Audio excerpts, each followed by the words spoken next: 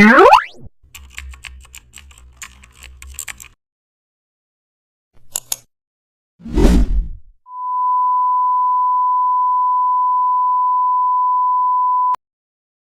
back to the channel, and don't forget to like, share and subscribe for more updates. Today we are diving into an exciting tutorial how to create texture look in Photoshop with the help of smart filters.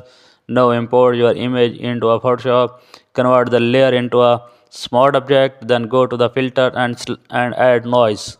Add grains for textures field, apply filter to soften stack, both has smart filters. Reduce the noise opacity through blending options. Mask out noise for skin or background. Add sharpening on top for contrast. Experiment with different amounts of grains. Adjust blur radius anytime. Use mask for selective textures control. Mixed grain with color lookup adjustments.